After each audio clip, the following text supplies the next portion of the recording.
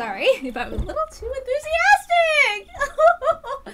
MEAKASHI, beloved cutthroat. Eye-opening chapter. Welcome to the world of Higurashi no naku koro ni kai. We finally reached the halfway point. From the viewpoint of the protagonist, try to find the truth behind the tragedy that unfolds. The difficulty is very high. It won't be easy to comprehend the motive of the perpetrator.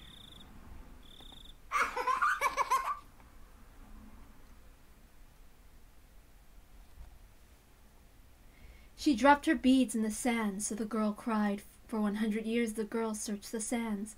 They might be in the ocean, not the sands, so the girl cried. For 100 years the girl searched the ocean. They might be in the mountains, not the ocean, so the girl cried. How many years will pass before the girl wonders whether she really lost them? Frederica Berncastel. This work is a work of fiction.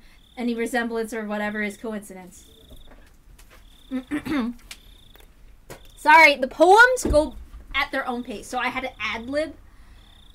7 keys were attached to the chain. Without knowing which key was the correct one, I had to go by instinct and try every key one by one. On average, I reached the correct key within 3.5 attempts. I'd be fortunate if I could open the lock within the first 3 keys, and I'd be unfortunate if I didn't. I had to think of the worst case scenario, getting the right key only on the very last attempt. I fought with my nervousness. My head ached from it. I put the key and turned it. I just needed to repeat that small procedure several more times, but I couldn't stop shaking. Damn. Even a 3-year-old kid can do something this easy. So, am I more childish than a 3-year-old? Whatever. I don't care if I'm clumsy. I just need to try all these keys. Even the worst case scenario, the lock will open on the 7th try. No way. Reality isn't always the same as math. What happened was worse than my worst case scenario. None of the keys worked at all. I could feel the blood draining from my brain. Did I get the wrong set of keys? No, I definitely see a faint marking that says this set is for this door. Am I just reading it wrong? Should I go back to the key cabinet to look for the right one? That would mean a great loss of time. Just by being here, I'm already risking so much. Something that could ruin everything might happen at any moment.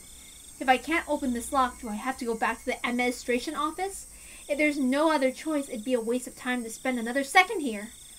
The administration office wouldn't necessarily be empty at this time. Somebody might come in. I won't be able to look for the right key if that happens. I stood up quickly as if electrified. I was almost in a panic, and so felt the urge to move. My instinct pushed me. I have to go back there as quickly as possible. It's dangerous to be here, and also dangerous if somebody comes into the administration office. I cooled my head, making it as chilly as possible, to repress my fear. Calm down, Shion. Mio wouldn't panic in this situation. Maybe I'm just mistaken. Why don't I try the keys one more time? The next moment I felt a faint vibration in the air. Someone was walking somewhere in the hallway. If it were a normal situation, I would have known I wouldn't run into them since the footsteps were very far away. But at the time, I couldn't think calmly. Ah, shit! Why am I panicking this much just because of footsteps? Calm down. Calm down. I should feel excited instead. Calm down. Calm down. I just need to do what I have to do. I should ignore the footsteps because they're not an immediate threat. Pretend they aren't there. I have to listen for something much more important right now. Ah, shit. This key should be hard and cold, but it's pliable and hot. It feels like rubber. How could I stick this into the keyhole? Shit, shit, shit! It wasn't the key that was pliable. It was my fingers that were limp. Ah, shit, shit, shit! The key sprung out of my hand and fell to the floor. It shouldn't have made any sound because it was so pliable, but it made a tremendous metal noise, as if somebody pushed over the cupboard. The sound almost stopped my heart. I felt dizzy for a while. I looked around afterwards to carefully see if I caused any disturbance to the surroundings. Calm down, calm down. Nothing's changed. I don't hear anything. So, am I safe? Calm down. Calm down, calm down. Wait, I don't hear anything. What about those footsteps in the distance? Calm down, calm down, calm down. Are they looking for me after they notice the sound? Ah, shit. What is the sound I'm hearing? Isn't my sweat dripping on the floor? Shut up, shut up, shut up! How could I hear the sound of my sweat? Calm down, calm down, calm down. Calm the fuck down! I have to clarify, this isn't a prison or a detention center. It's a private school, not a normal one. It costs a fortune just to get in. It's a boarding school that provides education from elementary school to university. Being for girls only rather than a school that you could say it's a factory that manufactures ladies. Some of my classmates here have never even used public transportation. Really, it isn't normal. To me, saying, "How nice to see you," instead of "Hi" is already insane. And calling the teachers sisters gives me the creeps. I hate the morning and evening prayers, to say nothing of the Sunday Mass. I don't even want to memorize Bible passages, and the Holy Ghost gives me a rash. If I stay in this institution, that's what I call this place, for the many years, I'd either go crazy or be brainwashed. Most of the girls choose to be brainwashed, but I can't do that. After all, I was more impressed by the political schemes and international trade behind religious propagation than the love of God which the Bible teaches. Because of that, I've been treated as a problematic child from the beginning. I experienced lots of disadvantages as a result. I realized that quickly, so I superficially pretended to be normal. However, I got tired of acting, so I started to reveal my true self from time to time. I became a problematic child once again. People started to treat me differently once again. It's fun to misbehave, but it wouldn't do anything for me in the long run. So why did I act that way? Why, even though I knew it was going to backfire on me later on? After examining my emotions, I realized I had completely had it with my surroundings. I was afraid of being brainwashed in this institution. I can't live here. I won't let them brainwash me. 6 months ago, I decided to escape this place. The moment I made up my mind, I started to feel alive again. I acted ladylike in order to deceive the sisters. Pretended it became fun once I set my goal. It gave me the creeps when they told me with smiles that it was God influence that I started to behave religiously. I laughed at them behind their backs. I took on my classmates' duties in order to understand the layout of the school and the schedules of the staff and guards. I soon found out the security of the school was immensely tight because there were many daughters of important people living there. The guards walked their beat randomly. There were surveillance cameras everywhere. The system that kept out intruders ironically also worked to prevent escapees, but that excited me instead. I simulated how to avoid all the surveillance in my head many times. I drew an escape route in the corner of my notes during class and tested it if it worked.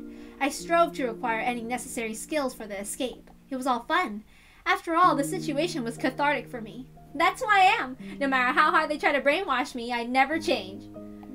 I'd been waiting for the moment of my escape, preparing physically and mentally. First, I needed the courage to escape. I had to be confident of the plan. I had to think deeply about it. I also needed skills and physical strength.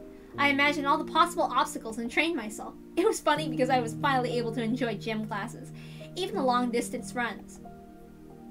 I needed a perfect plan as well as the physical strength and skills necessary to execute it. Also supported by those things, I needed determination. I made sure that I had all I needed and executed the plan. I decided to plant a seed in school before the appointed day. The seed was a rumor that one of the male teachers was having a relationship with a student. I won't go into the details now, but that can turn into an enormous problem in this school. The school is limited to girls precisely because their parents want to avoid those kinds of problems. Those parents are mostly important people from various positions. If romance was a fact and was leaked to the public, the principal would have to commit game over in shame. In fact, that might not even be enough. In the world of girls, rumors spread fast, especially when they're separated from boys and are obsessed with dirty thoughts. So this kind of rumor goes around really quickly. The sisters try to get rid of that kind of rumor, and they warn the students not to be swayed by it, but apparently they're the ones who are most swayed by the rumors. This means that I managed to make them furtively deal with something shady without contacting families or authorities. So if I disappear in these circumstances, it looked like I ran away with some teacher. All the male teachers would deny it, of course. However, the school wouldn't believe what they said so easily. After all, there's a dirty rumor going around. By the time the school finds out about my escape, after they eliminate all the other possibilities, I'll be somewhere safe. I tried hard to spread the rumor that I was involved with a forbidden romance as widely as possible.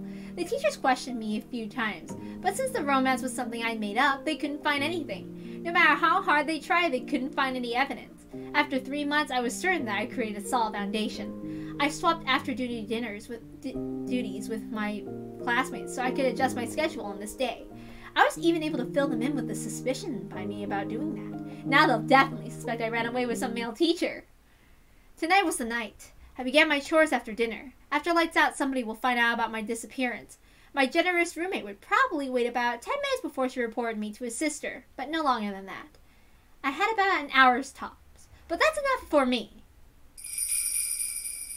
I took a step off my regular route. That was the first step toward my great escape. I calmed down and thought, the key shouldn't be wrong. This key is old and firm. Isn't it possible that I put the right one in, but the lock was just stiff, and I only thought about the wrong one? I realized that my nervousness was making me clumsy. The gloves that I'm wearing to avoid leaving fingerprints must be getting in the way too. Should I try the keys one more time? I picked the most probable one and gently inserted it into the keyhole. It's stiff. If I twist it too strongly, I might break the key. The moment I thought of giving up, I felt something in my fingertips. The key worked! I slowly opened the door. I could hear the crickets. I don't have to hesitate now. But somehow I'm reluctant to step outside. I can still make excuses up to this point. It might look awkward, but I still can. But if I take a step outside now, there can be no excuse. If the guards find me, they'll take me to the office immediately. There have been escape attempts before. That's not really so strange. I don't really think I'm the only heathen here. It's understandable that there have been people before who couldn't fit in this place. So the school is well aware of the possibilities of escapees. I've heard of rumors about what happened to those who were caught while attempting to escape. I don't want to believe any of those stories, though. You see, all the school's horror stories involve students who attempted escapes. Whatever. Bring it on. I'm not expecting to get a second chance anyway. There's always going to be only one chance. Things get serious beyond this door. I psyched myself up and pushed the door open. A strong smell was hanging in the air. Is that normal for the outside? I've never smelled this strong grassy smell before. Is there something going on? Do I have to be wary of it? Should I go back and wait for another chance? That's silly. There's something strange going on. The smell is something I smell every day. I just wasn't aware of it. It's true, isn't it? Even though I pretend to be cool, I'm nothing but a nervous wreck. Calm down. Calm down, Shion. I can rely only on the map inside my head from this point onward. I researched the locations of all the surveillance cameras. I'm confident I'll be able to avoid all of them, but I'm not sure about the guards. They pick their patrol routes randomly after all. I have to take a chance. I can hide myself in most places, but there's an area where there's nowhere to hide for several meters. I concentrate to keep my senses keen. Well, I have to depend on my luck in the end. Even if I do my best, the guard might find me by mere chance. On the contrary, I might be able to get away no matter how unwisely I choose to move, if I'm lucky. Damn. After all that effort, it just boils down to luck? This is a gamble after all. When I realized that, I got excited. Yes, this is a gamble. I'm trying my luck. This is a game to test the determination to change my life. If somebody failed to escape from the school, that meant they didn't have enough luck to survive in the real world. But I'm different. I'm going to get out of here. I'm testing my luck. Here goes, Shion! I ignored the noisy bugs and concentrated only on suspicious sounds. I heard no threats. The loudest sound wasn't the bugs. It was my own heartbeat. Even my own footsteps were so loud they could break my eardrums. With each and every step, my overactive imagination tormented me with premonitions of unexpected run-ins with guards. Countless times that torture grew too hard to bear, and I thought of running. But if I broke into a run, the noise I made would only draw suspicion. If anyone heard running at the time and place where people shouldn't be, they would realize something abnormal was happening. But the footsteps they heard was just walking. They'd likely think nothing of it. Of course I don't plan on even then letting them hear those footsteps. I tried to extend my senses to get as much information as possible. I didn't sense anyone's presence. I might have felt safer if I heard a guard in the distance. I'm worried that my senses might not be keen enough to detect everything. Somebody might be right behind me without me being aware of it. I didn't want to make any noise, so I stopped from time to time. It's like I'm constantly fidgeting. To stop or to run. Something within me urged to choose from either one. I can't choose to stop. I have to keep going quickly and stealthily. I'm already risking so much just by being here. Running, of course, would be absurd. I know that! The urge to run continues to bug me. My head was filled with those thoughts as I went through this dangerous territory. I just succeeded in passing through without running into anybody. I couldn't help but sit for a moment and exhale the rotten air in my lungs. My negative thoughts vanished quickly. Just a little more to go. Just a little more. Just through that bush over there is the fence that separates this place from the outside world. Once again, I strongly felt the urge to run. I suppressed that desire and carefully tackled the final step. The beautiful-looking fence didn't seem designed to prevent escapes. While I was worried that somebody might see me climbing up the fence, it fortunately didn't happen. It's even possible that this fence might have a touch sensor. It's too late now. It doesn't mean anything now since I'm already climbing up. From the top, the fence seemed about 7 feet high. I have to go down carefully, just like when I climbed up. I knew that logically, but I couldn't think of that way anymore. I chose to jump off with no hesitation. Of course I regretted my decision during the fall. I got scared because the flight was longer than I expected. I didn't land beautifully. I fell onto my butt, but there was nobody around to laugh and I didn't have time to be embarrassed. I looked around to see if anybody heard my landing. Even the crickets weren't interested in the sound I made. I felt relieved. I looked at my watch.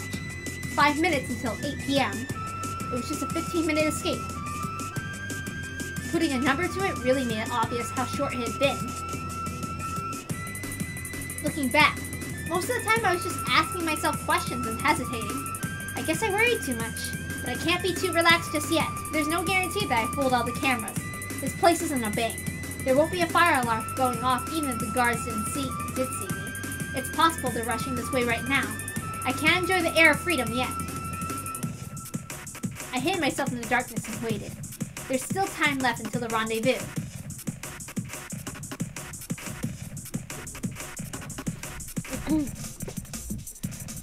Oh, damn. This escape also kind of makes me think of some other character later on, but not yet.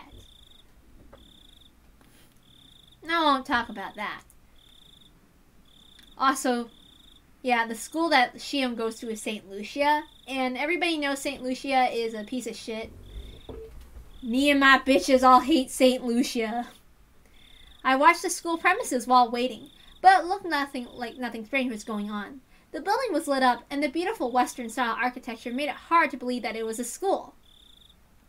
It should be armed with electrifying wires, searchlights, and guard dogs like the prison it is. I thought I'd experience a surge of school memories in a situation like this, but it didn't happen. That sort of thing only happens when you have good memories. I have no good memories of this school, so there's nothing to remember. But if I could pick a series of images to recall, it'd be the luxurious dinners we had every night. Some of my memories would be nothing but international cuisine. Japanese, Chinese, French, and so on. What the hell? That's just too funny. I burst into laughter. At this point, I heard a car approaching. I crouched in the darkness. The plate number is the same as I was expecting. That's the car. I jumped out and rushed to the passenger side, then opened the door and got in. Nice to see you, Shion. The driver was a man of an early old age. He'd be angry if he heard me say that, though. He still thinks he's middle-aged. He looked at my face and learned that I succeeded. He smiled. Ha! The air feels so fresh! I want to eat a burger for a start. I heard they serve excellent food in the school, but I suppose you were served nothing but gruel, huh? No way, dumbass! I was just kidding! Step on the gas if you have time to laugh at me. As you wish. Kasai really did laugh out loud after telling me to buckle up. He accelerated. The cathedral-like stool disappeared from the mirror in an instant. It disappeared so quick I didn't even have time for a surge of dinner memories. Goodbye, my lovely school days! I'm gonna fill my stomach with junk food from now on. I'll be forever free from the table manners you taught me. Serves you right! As we drove, the scenery began to change. Soon we were surrounded by vast fields of crops and fused streetlights. It reminded me that this is just the countryside of Japan and not Europe. Are you hungry? Would you like me to stop somewhere to eat? That's okay, I already ate. I lied. I actually am a bit hungry. I didn't eat much at dinner to avoid slowing myself down with a full stomach. I appreciate Kasai's offer, but I didn't feel like taking the time to eat while we were still in enemy territory. It's late, so you'll only find vending machines at the highway rest stops. Oh, I heard that there is a hamburger and Odin vending machines nowadays. Huh? What the hell? Well, that dispense a couple of the ingredients like a coffee vending machine? That's gross! I don't think that's like that. It usually comes in a can. Sorry. I can't stand canned food. still. I thought you might have grown out of it. I haven't because I can't. Shut up. Why are you laughing? Kasai chuckled. He must have been trying to help me relax. He usually isn't so talkative. I'm exhausted. I'm gonna get some sleep. How do I recline this? Look for the lever on the lower part of the seat. You find it. Oh, here it is. Here I go. Kasai laughed again. Did I do something funny? No. It's just the way you talk sounded like Mio. Well, obviously. Mio and I are identical twins. We're perfect copies of each other. When I react to something, so will Mio. When Mio reacts to something in a certain situation, I'll react the same way. How's sis? I believe she's fine. I only see her when I bring your father to the family councils. That's right. She doesn't live in our parents' home anymore. She's living with a hag in Hinamizawa now, isn't she? She moved to the main house around the same time you started going to that school. I responded with disinterest, even though I was the one to ask about her in the first place. The main house... Wait, oops. The main house is where Oreo, the current leader of the Sonozaki family, lives. That's my grandma, who I call a hag, or Onibaba in other translations. But when we use the phrase the main house, that usually means more than just a dwelling. What Kasai refers to is the same thing. Did she change? You mean Mio? Yeah, I think she has to have changed if she's living so closely with the hag.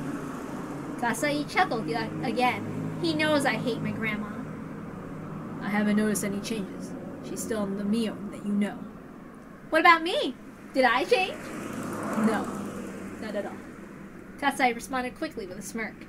I haven't seen him for a while, though. It's not fun if he answers this quickly. I glared at him and then burst out laughing. You haven't changed at all. That's admirable since you've been such a strict... Oops, sorry. Oops, let's try again. You haven't changed at all. That's admirable since you've been in such a strict school for so long. Damn it. Laugh as much as you want. I'm going to sleep. There's a blanket in the back. Please make use of it. Thanks. I grabbed the blanket and rolled up in it. I'm exhausted, but I can't go to sleep. It's strange. Or maybe not. I must be tired from the escape. It's just that I'm still feeling tense. So I had to declare it once again, if only to calm myself. I'm sleeping. I totally am. Alright, it's the third time that you said that. I have to give you permission to sleep. You're talking too much. I can't go to sleep if you don't quiet down. I apologize, Princess. I'll keep quiet now. This interaction with Kasai reminded me of the old peaceful days in Okinomiya. Well, I don't really know if I can call those days peaceful. We're in the middle of the dam protest back then, after all. We all united together, and now that I think about it, we pulled a lot of pretty dangerous stunts. If the authorities ever find out that I did, I'd never escape going to juvie. Well, at least half the people in Hinamizawa would be off to prison. We didn't think of them as criminal acts, though. It was a war. It might also have been a festival where every person in Hinamizawa joined together in protest. It was a struggle, but it was also fun. It was fun to throw stones at the SWAT team with everybody. We hid ourselves in somebody's home when they chased after us. We'd go after the crowded police station, demand the release of our arrested comrades. When we stuck to the construction site and sabotaged it, it felt like we were playing at war than conducting one. I got so excited back then. I felt united with my fellow members, even though they were strangers to me, and that memory warms my heart. Yes, the way it felt back then, it was like helping everyone carry a secret pelican through the village, getting all sweaty and exhausted together.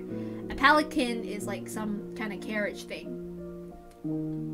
Like, without wheels. I always wanted to ride in one, it's my dream. Until we all collapsed face first on the ground and shared our excitement and cheers with unfamiliar faces over tea. I was just a kid back then. I remember accompanying young men who worked for my dad out to the village to do various bad things. I was arrested a few times. It didn't feel any different, though, than when I was called to the teacher's office for forgetting my homework. The other villagers were furious about the dam project, but for those of us who were kids at the time, it was a pretty fun memory. Damn. All that came to a sudden end a few years ago. It wasn't only the power of the protest that ended the dam construction project. The Sonozaki family and my dad's organization had worked secretly from the shadows. This is a top secret information about the Sonozaki family, but it says they may or may not have kidnapped the Minister of Construction's grandson. in order to blackmail him. The grandson was found a few days after the abduction. He was found in the mountains of Yagochi. He didn't simply disappear. He wasn't demoned away. That means some kind of deal was made secretly. A year after that, the dam construction plan was halted indefinitely. The police suspected the villagers' involvement and investigated, but they couldn't find any leads. The villagers never betrayed each other. They do anything to protect their fellow man. They fabricated fake alibis and fake evidence. It was easy to deceive the police. As that sounds like it's a hint to something. The car suddenly shook, snapping me out of it. It must have run over a bump or something. I suddenly realized my expression was a very happy one for some reason. I must be looking forward to going home. Shio, are you awake? What is it? Would you like me to take you to the house in Okinomiya? Where else would you be taking me? I answered straightforwardly with a frown. Kasai then chose to also reply straightforwardly.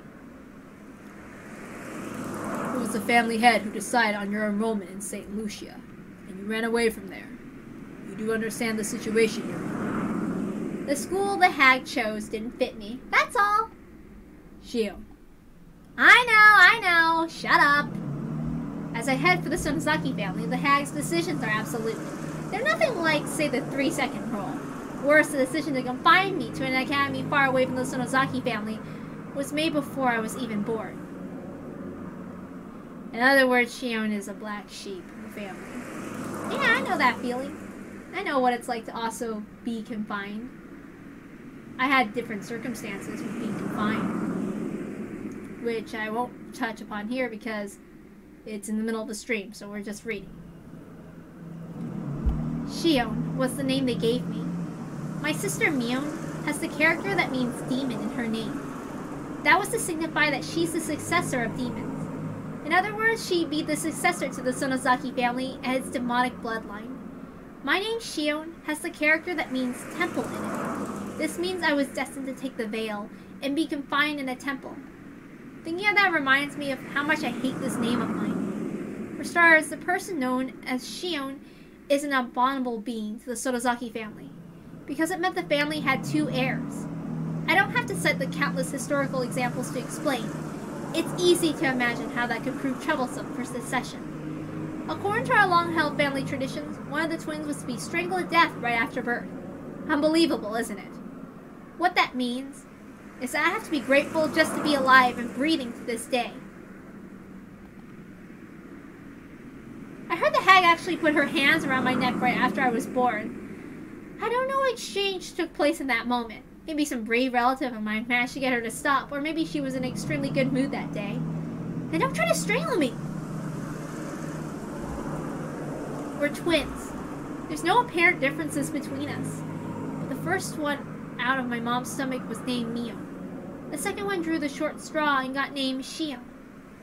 Everyone else is desperate to tell us apart, but we sisters just found that awfully ridiculous. There wasn't any difference between us. No one could tell us apart, even if we only swapped hats. We wondered why all the grown-ups were trying to see the differences.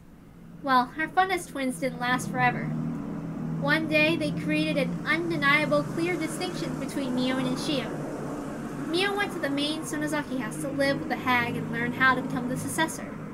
And I was to be confined at St. Lucia's. I have no objection to Sis's inheritance. I used to be jealous, but now I feel that having to learn about and follow the traditions would just make me tired. I even feel sorry for Mio. So I'm not going to be a threat to the family, even if I'm back in Okinomiya. But the hag doesn't seem to think that way. She thinks of me as some kind of evil omen. That's why she wanted to keep me away from her. That doesn't matter to me. I don't want to see her face either. I don't care if she doesn't allow me to enter Hinamizawa. She can charge me 10,000 yen per step I take there.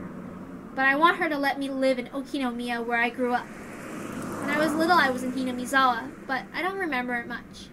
And I'm not very attached to it. I do have good memories of my elementary school days in Okinomiya. The town isn't very sophisticated, but I like it there.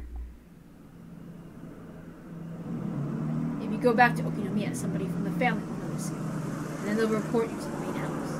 Are you worried the hag will hear about me? That might be a problem. I hope you understand the situation. What? Kasai? Are you telling me to go back to that awful place? No, I'm not. What I'm trying to say is, You want to know whether I'm prepared or not. I just hope you understand what might happen. Well, I know what you mean. You'll be held responsible for helping me escape if things go bad, right? You should caress your pinky finger while you still can, Kasai, before they take it away from you. You should look forward to being rolled up in a futon mat and thrown to the Oniofuji swamp in that case. Maybe they sent you to the torture room in the garden. I heard there's a big torture room in the main Sonozaki house. I've never seen it, though. I heard they used to torture and kill the enemies of the village in there. It's just awful, really. I hope I don't end up as a victim of that place. Okay, everything's going to be alright. You really resemble your mother. In the way that you shake chances, I mean. That's normal. She's my mom. My mom and dad will be furious if they find out about my escape. I'm more afraid of them than the hag. I don't want to go into the details, but my dad is part of the Yakuza. He's in charge of the organization which covers the Shishibone area. He's a very important position. So is Kasai here. He's an old friend of Dad who really trusts him. I don't know if it's true, but I heard Kasai used to be very aggressive, though he's more gentle now. I also heard he has tons of scars. He was in charge of a few large areas, but after he was injured badly in the fight, he retired. Now he's my dad's consultant, aka a drinking buddy, and he was my caretaker in my childhood, and now I feel like he's my butler. At first I thought my dad asked him to supervise me, so I hated him. But in time I started to feel like he was on my side. This is just a hunch, but I think Kasai used to be in love with my mom. True! My dad, mom, and Kasai were in a love triangle. Though my dad took the lead in the end, Kasai couldn't leave my mom entirely, so he stayed around as my dad's friend. I can tell that from the way he acts. He's seen my mom in me. That's why he says he looks like my mom every now and then. It kind of gave me the creeps at first, but he isn't a bad guy at all. He's actually pretty funny, and I only find that out after I got used to him. So when I thought about escaping, I naturally turned to him. I contacted him in the early stage of my plan and arranged to meet him today. You could call him a conspirator. It's not surprising he's worried about my return to Okinomiya. Considering the rules and traditions, cutting off his pinky finger isn't too far from reality. I might be rolled in a futon mat and thrown into the swamp for real, too. Even so, there's only one place for me to return. I'm going to Okinomiya and nowhere else. That's my hometown. This might be the kind of homesickness, but I don't care what it looks like. So what are you gonna do? Sonozaki family's everywhere. Well, I'll lay low for now. If somebody sees me, I'll tell them I'm Mio. Then what? Then, after things calm down a bit, I'll start talking to my closest relatives. I know they'll be on my side. I know some people who covered for me when I had a fight with my dad once. I see. You're trying to create a fake accomplice so that the Sonozaki main house will have to accept you later on. I hope that works. It will! There'll be many people who will oppose the idea of enrolling me in that school. That decision was obviously made because of that hag's hatred toward me. Don't you agree, Kasai? Well, yes. I thought the decision was excessive. She couldn't make the right decision because she was suffering from menopause. All the fuss surrounding about the damn protest drove her nuts. Kasai smiled. I wish I could talk shit around people I knew that was involved directly, but unfortunately I'm surrounded by flying monkeys. I couldn't go to sleep after all, even though I was rolled up in a blanket. Even though I told Kasai to shut up, I kept talking to him. In time, I got tired of talking as I could feel the car running smoothly on the highway. Kasai spoke to me again. Shio, look. I was so tired I ignored him. I wondered what he wanted me to look at, but I wasn't that interested. Yeah, I opened my eyes slightly and saw a sign quickly pass by. Kasai probably wanted me to see that sign. It had an illustration of azaleas around the letters that said, "Welcome to Shishibone City." My hometown's coming right up. Oh, by the way, an azalea is a flower. Chapter 5. MEAKASHI.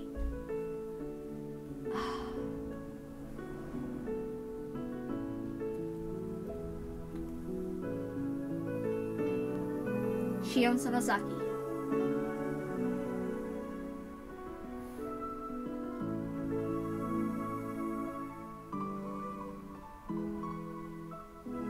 Maibara Keiichi, Rugu Rena, Sonosaki Mion, Hojo Sadako, Furude Rika.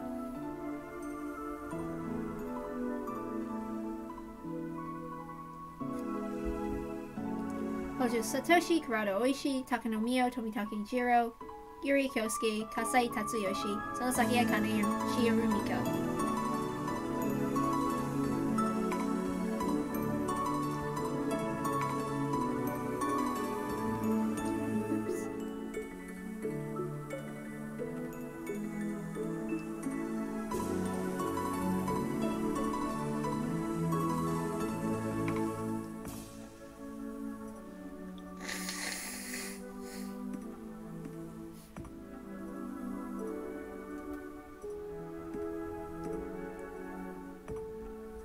You received a new tip.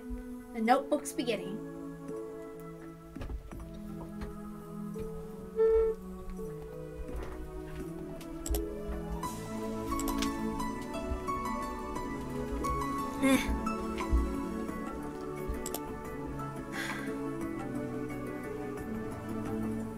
Let's read the tip.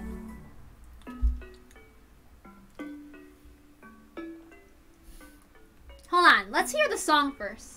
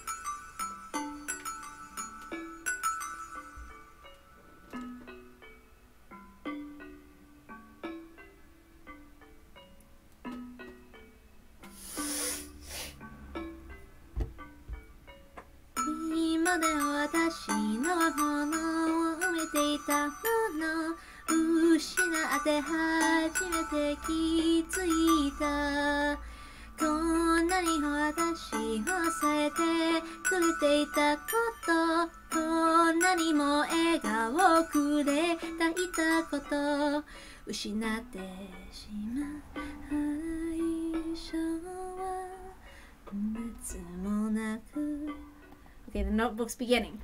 Let's start. Okay, before we start, I also wanted to say, like, I don't think I have that extreme of a situation as Shion, but I had a situation where I did something and it changed how my relationship was with my family. I definitely know what it's like to hate somebody like that, the same way that Shion talks about her grandma. Definitely.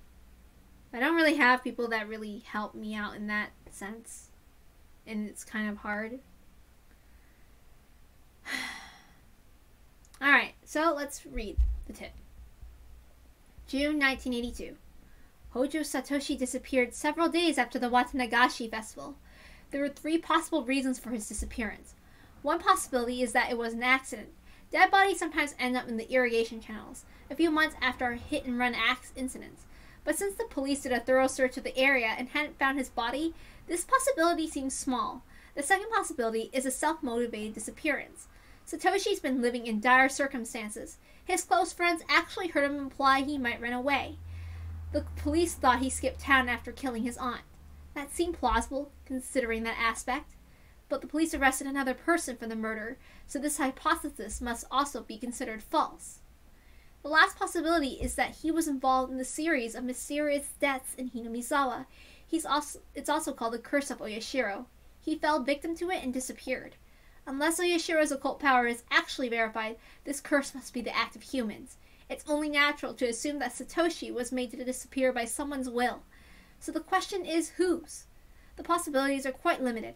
The culprit's either a member of the Sonosaki family, a member of the 3 families, or one of their many relatives. The police can assume that easily.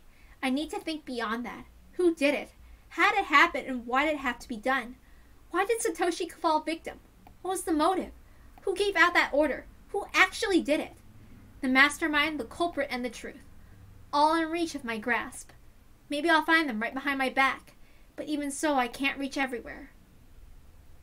There are parts of my back I have to make an effort to reach, clenching my teeth and cracking my joints, so the tips of my fingers can barely touch them. The truth is hidden places like those. I'm writing this because I need to organize my thoughts and memories. Nobody will read it other than myself.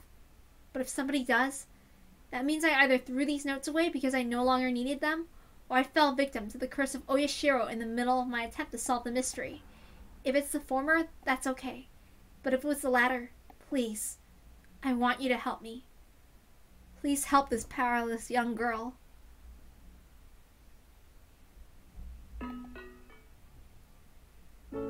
Whoever this tip belongs to, it really is sad. So, let's continue. And obviously they have a obsession with Satoshi, AD 1982. So what could that mean? The 5th year of the series, a mysterious death in Hinamizawa, also known as Oyashiro's Curse, 1 year prior to Maibara Keiichi's transfer. In other words, this takes place before Satoshi disappears. So what does that sound like or mean? I didn't hear a wake-up chime. I'm not in school anymore. My brain is half asleep, but I'm aware of that. Waking up at the same time as the chime would go off at school doesn't feel good. I can't go back to sleep after this. Still, I'm not going to live a torturous school life anymore. I can make today either happy or boring. It's up to me. Yay! That's really positive. I feel like I'm alive for the first time in a while. I didn't have any other clothes, so I was still wearing the school track uniform. It's supposed to have been designed by some famous Italian person, but it just looks plain to me. It really doesn't feel great to still be in clothes from that school. I want to enjoy my freedom as soon as possible. I especially don't want to walk around outside wearing it. I should have Kasai bring me some new clothes later. And I should think of redecorating this room. After all, this is going to be my castle from now on. This is a room in a gorgeous apartment building in the suburbs of Okinomiya. The property is one of a realtor from my dad's conglomerate obtained after foreclosure due to some sort of dispute. Most of the residents moved out during that, so while there are plenty of rooms, it's a lonely complex that feels devoid of people. Plus, with the exception of the manager and a scant 1 or 2 others, all the residents are shitty people connected to my dad. It probably won't last much longer before the virtuous residents are driven out. The apartment I'm living in used to be a room they used for viewing, so it looks like a room to a business hotel. It's fully furnished, but lacking in daily necessities. I'll buy those things over time, though. It's better that way anyway. It'll feel more like my own room. I nodded to myself. It might have looked stupid, but it helped psych me up. At the school where there was TV only in the common room, we weren't allowed to watch any cable channels. I zapped through all those channels as a form of emancipation. It was early in the morning, so nothing interesting was on, but I enjoyed it anyway. Commercials are fun to watch. She's lucky. Kasai dropped by with lunch right when I started to feel hungry. Good morning, Shio. Did you sleep well last night? Sleeping on the couch was a bit too uncomfortable. As a Japanese person, I want to sleep on the futon on the floor. Oh, this pickled radish is good. That's good to hear. Please let me know what you need later on. I'll try to get as much as I can. Thanks! Oh, but you don't need to worry so much about me. I chose this life for myself anyway. And your wallet wouldn't last if I started extorting you, right? I have to be serious about my plan. I can't let myself take advantage of Kasai's wallet forever. I think I'm gonna start a part-time job. I have to earn my own living. This is the life I chose, so I naturally have to take care of it myself. That's reassuring to hear. But are you sure? If you go outside, eventually someone in the family will discover you. I gave that a little thought, which is why I'll need Mion's help. Kasai, would you mind calling the main house for me? When Mion answers, pass me the receiver. Oh, well, whatever you say. What could be your plan? Kasai dialed the number. It's funny to me that we're calling the main house, even though that's the place I want to avoid the most at the moment.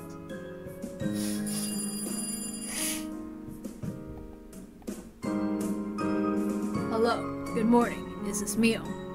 It's been a while. This is Kasai. Yes. Good morning.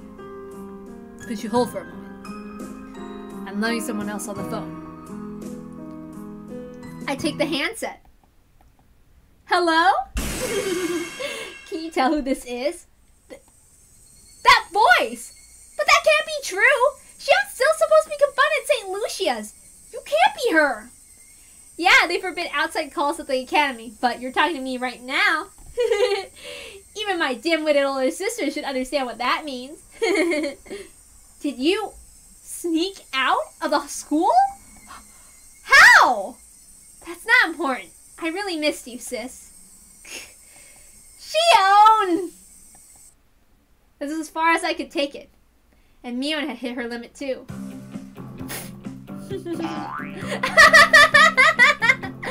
We both burst into laughter, unable to keep up our act. It's been a while since we laughed out loud with each other like this. It's been forever, Shion! Seriously, what's happened with you? There's not much to it. I haven't lied or anything. Wait, then you really ran away? Oh, great job. The security wasn't tight enough to keep me locked up in there. Maybe the school should be grateful you escaped quietly. If you were serious, it'd be easy for you to blow up the whole building to make your escape. Well, I couldn't have done that, but I might as well have set it on fire. Kasai smiled at us in amazement, his face in a blend of amusement and exasperation. Is it okay to talk to you now? It's alright. Granny's out for a lesson. She's coming home later in the evening. That's good. We should get together and talk soon. Just over the phone for today, though. Okay. Did anybody report to my escape to our grandmother? Nope. We haven't heard anything. I'll pass along the calls and guests for the main family now, so no news reaches Granny without going through me. I'm sure she doesn't know. Wow, that's awesome! You really sound like the next leader of the Sonozaki family. You know I don't like that. You should have taken my place. You're the one with the demon, aren't you? Well, keep giving it your all. I'll be rooting for you from the shadows. Anyway, that's not important right now. You sound so indifferent. Well, that's okay, I guess. If you hear anything about me, give Kasai a call, okay? I'd like to give you my number here, but I'll keep it secret for the time being. Sorry. Alright, if Granny hears you fled the school, there'll be all kinds of trouble.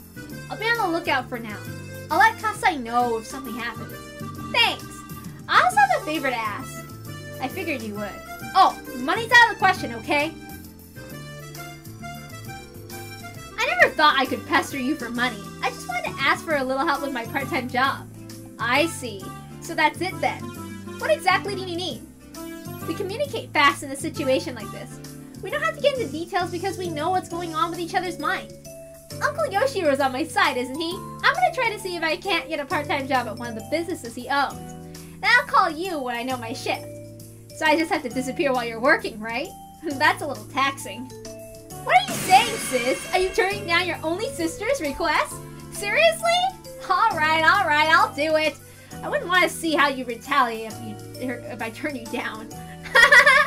Thanks! I'll buy you a cake from Shalanki Bertha's. I'll throw in tons of pretty tarts, too. Shion? Shalanki Bertha closed last fall. Huh? Is that so? Yeah. The owner had a stroke. He reopened the store once, but he got sick again. So he had to shut it down. I see. That's a shame. I won't be able to eat their Mont Blanc cakes to my heart's content anymore. I was disappointed that my favorite cake shop had closed down, but more that this town had changed without my knowing while I was gone. It was kind of regrettable. Are there any other changes that I don't know about? Yeah, there are some. I'll tell you when we meet up next time. Thanks. I'll tell you about my school life. Let's set a date. I'll call you. Alright, I'll see you then. Mio? What is it? How are you? I'm fine! I'm glad to hear that. I'm hanging up now. Okay, see you. It really has been a while since I last talked to her. I put down the phone and heaved a sigh as Kasai brought in some tea. So how did it go? Do you remember Uncle Yoshiro who was in favor of me staying? I'll talk to him about my escape and ask him if he can hire me to work at one of his stores. Are you sure? Some of the other relatives might find out. That's why I asked this for favor. I'll contact her when my shift is set and she'll disappear while I'm working. You get the picture? Kasai looked puzzled. It's not really that difficult to grasp. It's simple. If somebody finds me at work, I'll tell them that I'm Mio. You get it now? Normal people wouldn't buy this kind of plan, but Kasai knows too well how easy it is for me and my sis to trade places. That's audacious, or shrewd, I should say. I'm impressed. Is that a compliment, Kasai? Kasai looked amazed. If things go south, it'll affect him too. Considering the rules of my dad's profession, he won't be able to get away with just a mere apology. That's why he doesn't want me to do anything too risky. I think I have to make it up to him since he helped me escape even with knowing the risk.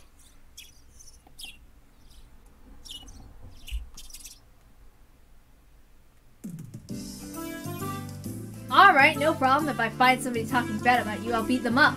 Thank you so much. I knew I could rely on you, Uncle Yoshiro. Uncle Yoshiro pounded his chest with his fist after offering me his assurance. He seemed glad that I turned to him first. I'd be happy to help since I'm so impressed that you're trying to support yourself. If you were here for money, I'd turn you into your grandmother right away. What? You're scaring me, Uncle. I knew he was reliable. He understood my situation straight away and promised to help. Manager, here's the shift chart. I'll put it here. One of the store clerks brought out a work schedule. There are many things I'm unfamiliar with written on it. So how much can you work? That depends on our respective schedules. I hope I can get in when I want to. Hey, that sounds a little irresponsible, but I know you're in a difficult situation. I wish I could have something like that. Something like that. A job that I understood that I have to deal with. People. I'm depending on Mio for my work. Our schedules have to match. Of course Uncle Yoshiro understood that. But I also knew he couldn't afford a selfish part-timer who only works when she wants to. In the end, he decided to hire me as an office helper and not an official worker. As a temp, I wouldn't have a work schedule. My uncle also decided to pay me out of his own pocket. It's fine. It's fine as long as I can make enough to support myself. Sure. I expect to get what I'm paying for, okay? And don't call me uncle in the office either. Alright, manager. Thanks for hiring me. Good, you get it. Once all the business talk was over, my uncle hounded me with all kinds of questions. He asked me things like, what is it like in a prestigious girls' boarding school, and so on. Apparently, there were all kinds of rumors going around at St. Lucia Academy I was confined to, and everybody was curious about it.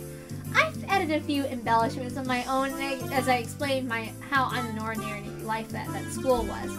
My uncle looked extremely delighted to hear all the little details about life in a secret garden for girls. Horny bastard. Once my uncle was satisfied, it was my turn to ask all kinds of questions. I wanted to know if anything peculiar had happened while I was gone. I won't be able to act like Mion unless I can fill in the gap of information left in the past 2 years. There haven't been any big changes. It's been quite quiet since the end of the dam conflict. I went to the academy only a bit after they froze the project. There was still a bit of tension then. Even after they shut the construction, things were still tense because the project wasn't entirely cancelled, but the Onyofuji Guardians disbanded about a year later. There's a big ceremony held at the shrine. That's when the dam conflict officially ended. That's right after I was in prison. Is everybody slacking now the conflict's over? Guess you had all the fun playing war back during the dam protest, didn't you? Try to imagine how much suffering the adults went through every time they had to pick up after their kids from the police station. Well, I can't deny that. It was like a festival for us. Uncle Yoshiro seemed exasperated at how differently kids and adults treated the conflict. Oh yeah. Wait. Oh yeah, there was a dismemberment murder, wasn't there? The one where that fucking jerk of a construction manager got split into pieces? They someone caught the culprit behind that, have they? Did they finally catch him? Come to think of it, I don't think they've caught him yet, no? It happened on the night of Watanagashi, didn't it? I remember everyone making a fuss about being Oyashiro's curse. That was pretty scary for us kids. Yeah, Oyashiro's curse. That happened the year after, too. That's right! That was scary too, wasn't it? Who was it again? That guy who supported the dam died in an accident, right? Hojo, wasn't it? And it happened on the day of Watanagashi once again. Everyone went crazy saying it had to be a curse. That was horrifying, definitely. The construction manager that everyone hated was killed and dismembered on the night of the Watanagashi festival. That incident on its own was more than intense enough for us kids. Worse than his body was never found, which made it a ghost story among us. We seriously believed that the severed right arm was roaming in search for the body it belonged It didn't take long for the rumor of Oyashiro's curse to become a topic of discussion among occult researchers and the like, considering circumstantial factors. Even so, the rumor faded away after about a year. After the NAM project was officially frozen, we held Watanagashi purely as a festival. But the curse struck again. The victim was a pro-dam activist who lived in Hinamizawa by the name of Hojo. He and his wife were on a trip when they fell. Okay.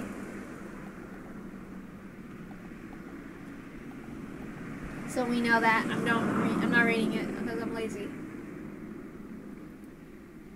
Until then, Oyashiro wasn't considered very important, at least in the world as kids. It's the name of an object of worship in the shrine. Nothing more than that. I've seen boys peeing on the archway, and once I stuck my hands in the offertory box, the existence of a god didn't matter much to us. But after 2 consecutive occurrences, the kids no longer doubted the existence of the curse. We were all shaking in fear of Oyashiro. Everybody suddenly became interested in the old stories about him too. We quietly listened to the old musty stories the elder had to tell, and we started genuinely believing in the tales of Oyashiro's miracles, which any of us would have laughed away before. Oyashiro's rules were awfully simple and clear. Enemies trading on the Hinamizawa would be cursed. Villagers leaving the village would be cursed. What defined the village was terribly vague. Were we never allowed to leave Hinamizawa village? Was going to Okinomiya still safe? Was the single step enough to be out? Was a 3-day, 2-night hot springs trip still safe? We kids tried to draw a line. It was decided in the end if you had a house in Hinamizawa or Okinomiya, you were safe. And it was okay to go on trips if you had a house in either area. I know it's weird, but those rules were made up by kids after all. According to those rules, I'd be cursed since I lived at a boarding school in such a remote area. I couldn't say out loud because I felt embarrassed, but in fact, I was a little scared of the curse. And then she's gonna learn about happening. Shion, what are you saying? Did you know? Know about what? Oh right, you went to the school right before it happened. That's why you don't know. Uncle Yoshiro grimaced as if he said too much, as though he mentioned something I should know about. What is it? You can't leave me hanging like that. Well, I think you're mature enough now. Hey, if you think my body looks underdeveloped, you should see an eye doctor. Either that, or you're a pedo. Okay, I'll talk. It happened once again the year after that. What happened? What are you talking about? When I was little, I always had this tic before I heard something bad. It was like a gnome who lived inside of me that was giving me a warning. Like he was poking me with a small needle. When I felt this tic before my parents called me, they always either chide me or tell me something bad. So I used to run away when I felt it, but my senses seemed to have grown dull over the years. Even though my gnome poked at me, I just sat there. It happened. Again the year after the death of the Hojos. Okay, so they're learning about the Furudes. And I don't feel like reading it. And I'm kind of lazy. Because we already know what happened, and I don't want to repeat the old shit.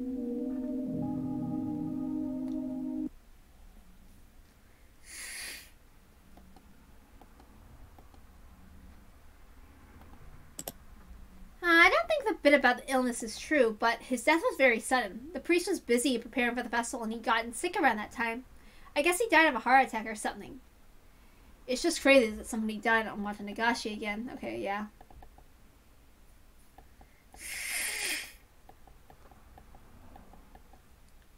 So obviously she doesn't believe in that. So okay. I decided to meet up with Mio at the library near the Okinomiya train station. It's not like I don't trust Mio, but I don't want to let her know where I live. Not many people use this library, so I won't see anyone from Hinamizawa here. It's very convenient for meeting someone in secret. After we discussed my life plan and work schedule, we moved to small talk. I've been away from this town for years. Things have changed. I asked Mio about those changes in details in order to fill in the gaps. While talking about various things, okay, yeah.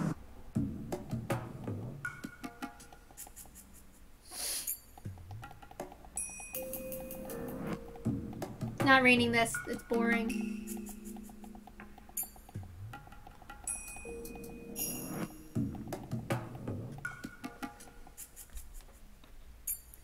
Okay, so obviously there's always like a validity thing where it's like it's odd and the pattern is weird.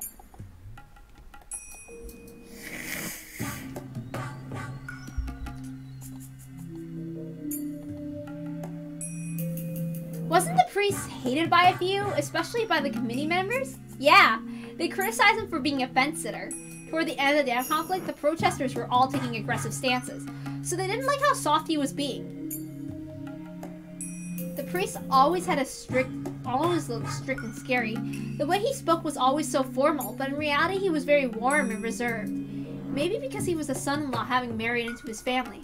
I'm sure the priest and his personality were a perfect fit for managing the shrine that was used for summer festivals and village meetings.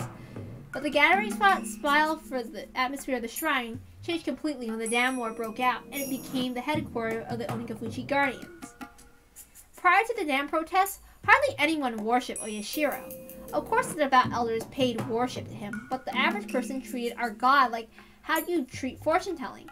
Once the dam protests began, Oyashiro was suddenly called out as a symbol of the village's resistance. Tracing the Oyashiro faith back to its roots, it was an exclusive elitist faith that believed its members were descended from a holy ancestor different from them. Okay, yeah, we know that.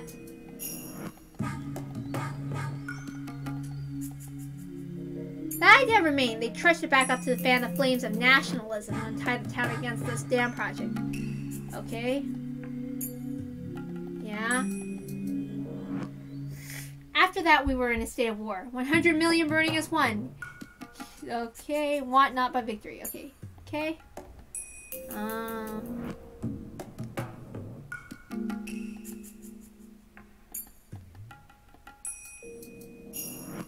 Yet despite calling it a festival, dissenters were treated coldly. Their heartlessness lived up to the expression of wartime regime. The Hojo couple, who voiced their acceptance of the dam project in the midst of that atmosphere, were truly brave. Then on the second year of the curse, they died in the accident. Every believed it was Oyashiro's curse without question. They were branded traitors and enemies of the village.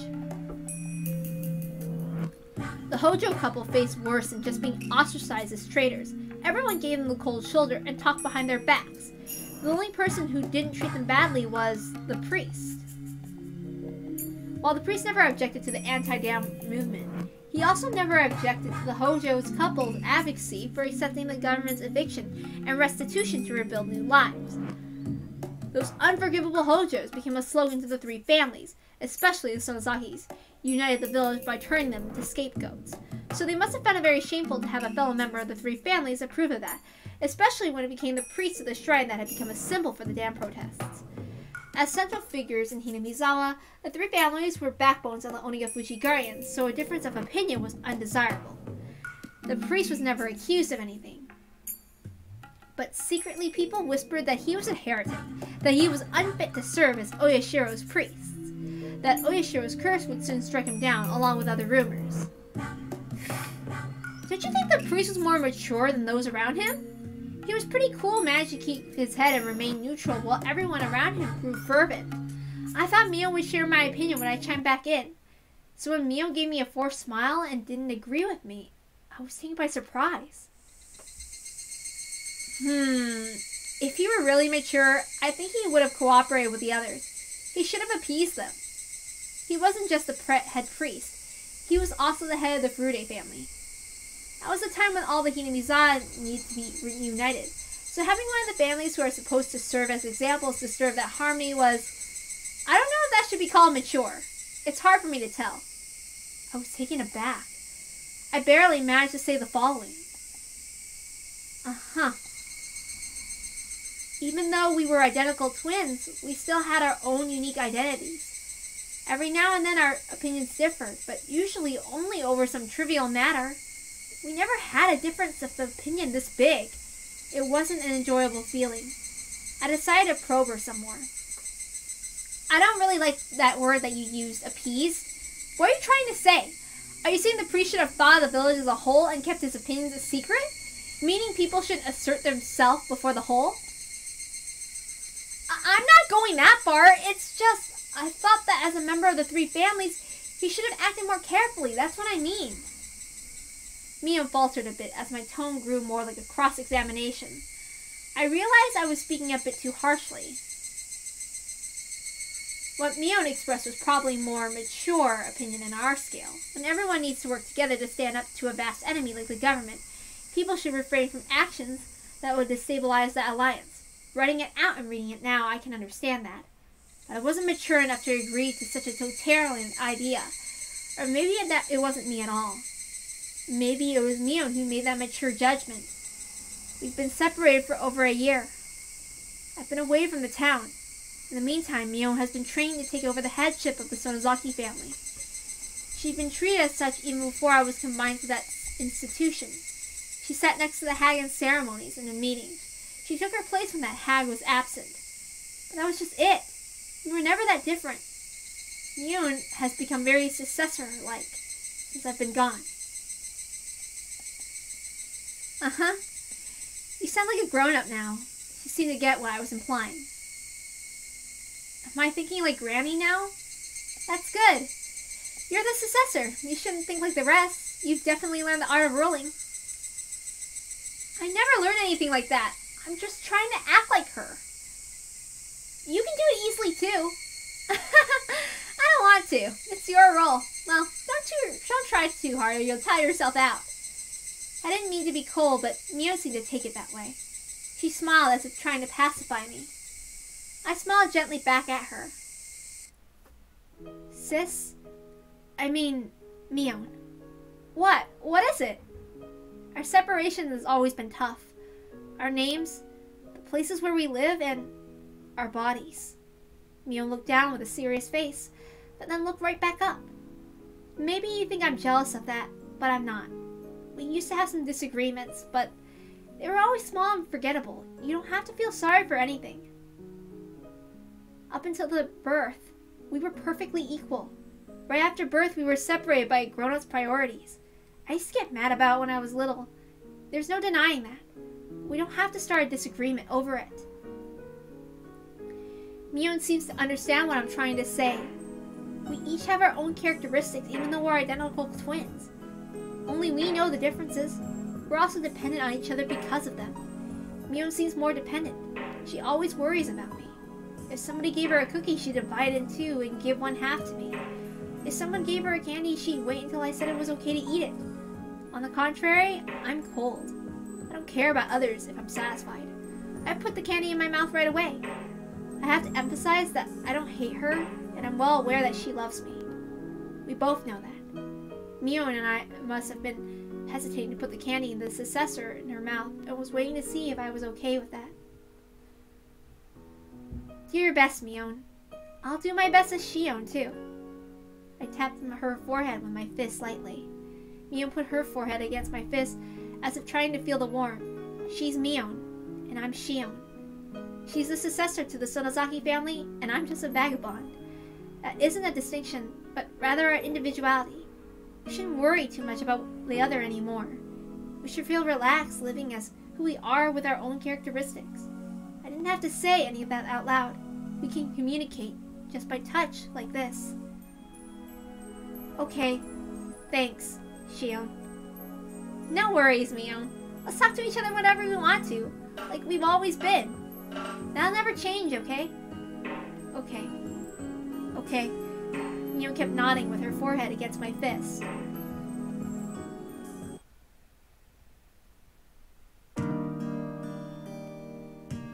I said goodbye to Mion before it turned to evening. We talked about things that happened during my time away, and I enjoyed having that chat between sisters very much. We were able to dissolve our unsettled emotions. We didn't used to do that. Maybe it's because we hadn't seen each other for over a year. It was late afternoon. My heart felt lighter now, and I stretched and looked up at the sky. The sky was clear blue and far away. No matter how tall I grow, I'll never be able to touch that sky. I'm Sonozaki Shion, a girl who escaped from the life she was forced to live. Nobody will praise me for what I did and what I'm going to do. But this is what I chose. I can think maturely too. I psyched myself up. I should go shopping for dinner. Though I have Kasai's help, I need to save money. I love junk food, but it'd be cheaper to cook. Ironically, the culinary classes from that evil school will come in handy. Why not go to the shopping district in Kami-ishiki? If I'm going there, then I need to take the other street. The cold breeze in the late afternoon felt nice on my skin.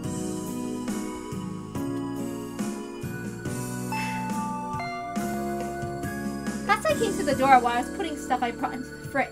Ah, wait a sec, I'm coming! Did you go grocery shopping? You must be tired. I don't get tired from grocery shopping. Oh, do you want dinner? I brought enough for you too. Is that alright? If you say so, I'd be happy to. Kasai looked curious about what I cook. You don't look like you believe in my cooking skills. You'll pay for that later. Are you putting these in the refrigerator? I'll do it. Oh, thanks. Is this amount of rice enough for two? Here I go. Kasai skillfully packed food in the fridge while glancing at each item in turn. He noticed something. Shio, do you still hate canned food? I hadn't bought any. That was, of course, on purpose. It must be hard to avoid it. I know it's illogical. Maybe I could eat if somebody forced me to. No, on second thought, I definitely couldn't. I feel really sorry. I know it was out of line then. Please forget about that story. Ah, shut up! Men shouldn't hang around the kitchen. Go watch TV or something. Kasai chuckled and laughed. I know this sounds stupid, but I hate canned food.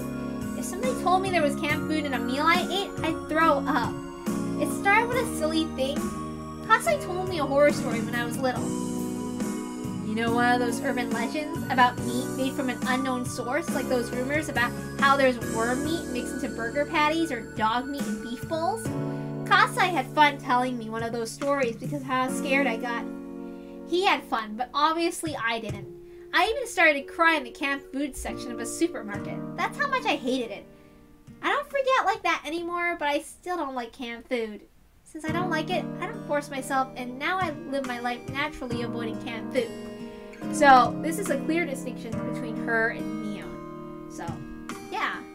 Ever look back in the episodes, you'll see. One of the big differences between us twins is that Mio doesn't have this issue. Kasai feels responsible for this, but he can't rid me of that fear. Still, I feel like this is actually a good thing, otherwise I'd be too perfect. Kasai, set the table, would you? It smells good. Thank you for doing this. If it isn't enough food, you can go get a beef bowl place later or something. And don't turn off the TV. I hate having dinner in silence. Thank you for the meal. So, what is it, Kasai? You came here for something, didn't you? I handed him a cup of tea.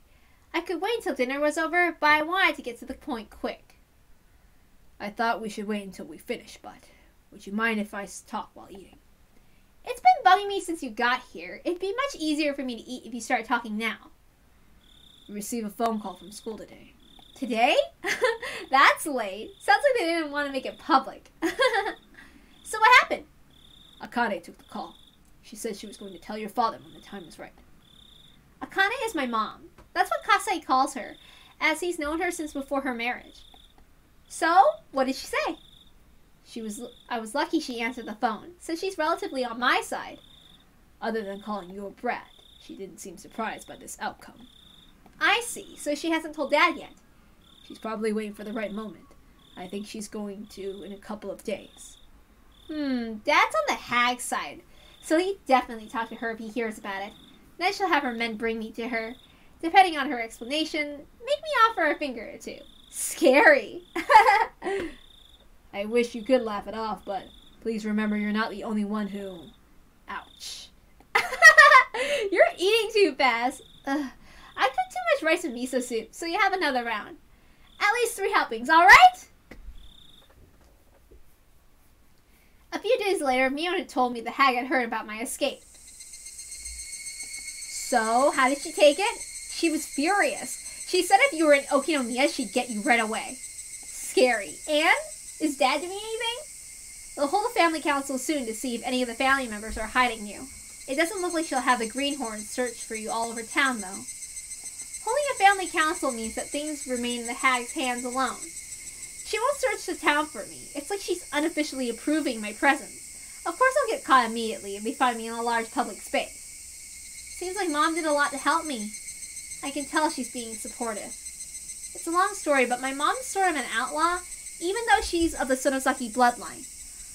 A long time ago, she had a huge fight with the hag because she hated the family rules and traditions. She was even excommunicated.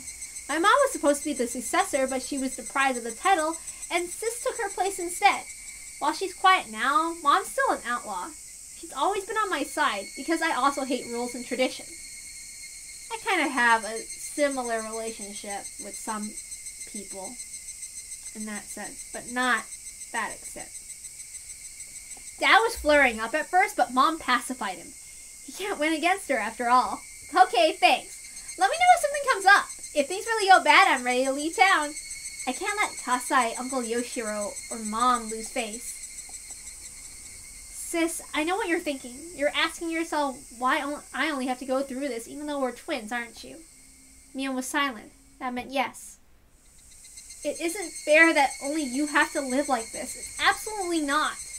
Thanks. I appreciate your feelings. Tell me when you want to go out. I'll arrange my plans so I can trade places with you. She sounded apologetic. I shouldn't go quiet or agree with her. She sticks to things a little too much. When she goes down, she'll stay there for a while. So I just told her simply, thanks. That's really nice of you. Okay, I'm hanging up now. Talk to you later.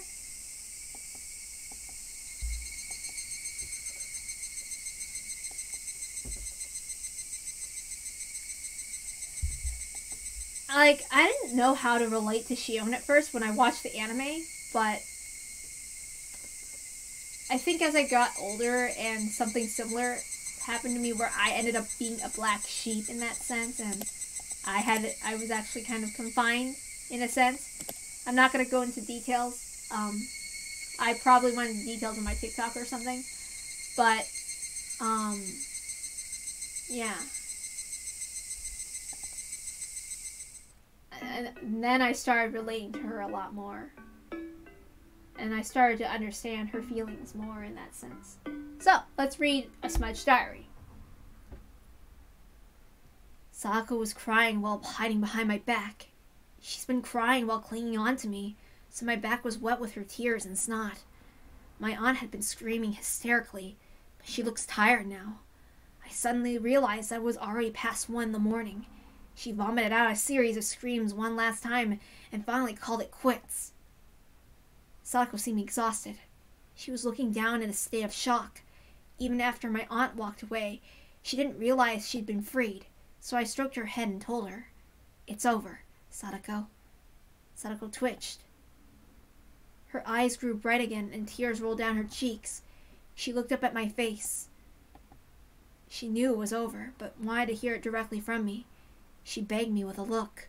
To be honest, I was really exhausted too, so I felt a bit annoyed when she tried to make me say it, but I needed to pacify her, so I gently told her what she needed to hear. She's done with her scolding, so let's go to sleep, alright? Sadako clung to me while her tears continued to fall. She was crying again silently. Sadako was shivering pitifully. Her small back reminded me that there was nobody else to protect her. Here, go brush your teeth and make your bed, and go to sleep. Sadako smiled faintly and nodded. I felt dizzy. As I released from the strain, a harsh drowsiness fell upon me. While Sadako was washing her face, I went to the toilet. I zoned out while watching my pee. In my dizziness, I almost missed the shot. I felt like I was being sucked into the toilet. I couldn't even remember what caused it. Why did my aunt start screaming today? Okay, so if you can't tell, obviously that is Satoshi. But I gave him a different voice from Keiichi because it's based off Yu Kobayashi's thing. I kind of based the voices either off the English dub or the Japanese sub thing. The original. If that isn't obvious enough. Alright. We'll stop right there. Thank you for showing up. And thank you for the people who have been following me. Thank you very much. Thank you for your generosity. And also, thank you for listening to me read Meikashi Hen. If you're here or not, it doesn't matter, because I'll just put it up on YouTube anyway. Alright. Thank you. Goodbye.